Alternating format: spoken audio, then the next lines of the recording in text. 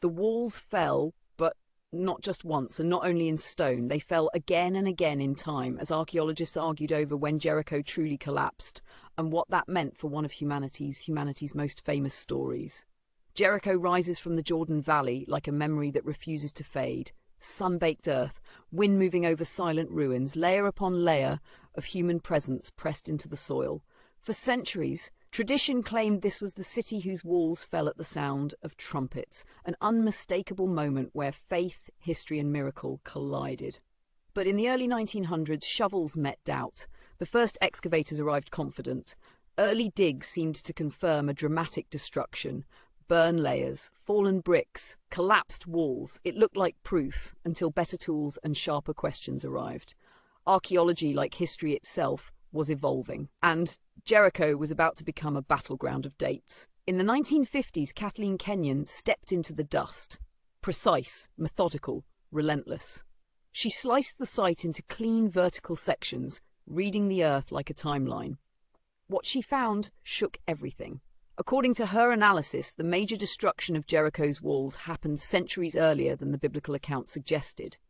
By the time the story was supposed to unfold, she argued, the city was barely inhabited. No walls to fall, no city to conquer. The reaction was immediate and fierce.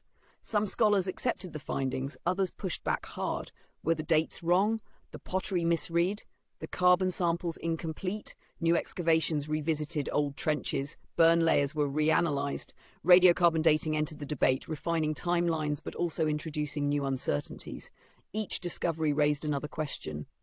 If the walls fell earlier, why did the destruction look so sudden?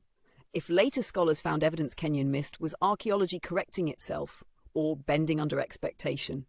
Jericho became more than a site, it became a mirror reflecting how deeply belief, identity and evidence can collide.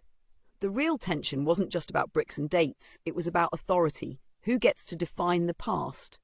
Ancient texts passed down through millennia, or modern methods reading traces left in dust and ash. Both spoke. Neither spoke clearly enough to silence the other. Today the debate remains unresolved. Some timelines align partially, others refuse to fit. And maybe that's the point. Jericho reminds us that history isn't a single falling wall. It's a layered city, built and rebuilt by human hands, human stories and human limits. Because sometimes the most enduring ruins aren't the ones in the ground, but the questions that refuse to collapse.